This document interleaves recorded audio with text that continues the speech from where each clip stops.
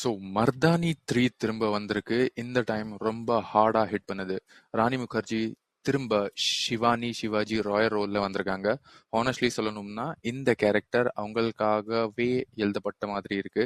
மர்தானி 3 எதுவும் புதுசா ட்ரை பண்ணாம ஆல்ரெடி ஒர்க் ஆன எலிமெண்ட்ஸை இன்னும் ஷார்ப்பா ப்ரெசென்ட் பண்ணுது. ரா ரியலிசம், கோவம், ஜஸ்டிஸ் மேல இருக்கிற ஃபயர் அண்ட் பேக்ரவுண்ட் மியூசிக் இல்லாமலே பவர்ஃபுல்லா இருக்கிற ஒரு female cop. What works?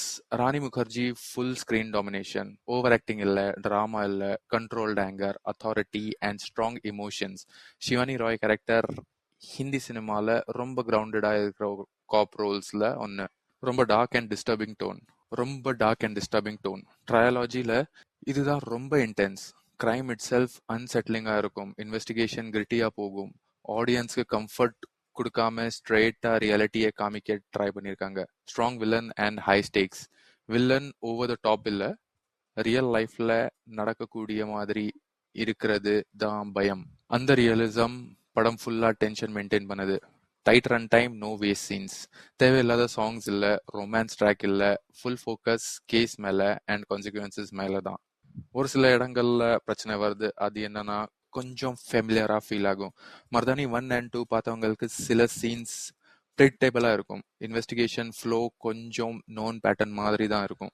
Part 2 விட எமோஷன்ஸ் கொஞ்சம் கம்மி. மர்தானி 2ல பர்சனல் எமோஷனல் கனெக்ட் ஸ்ட்ராங்கா இருந்தது.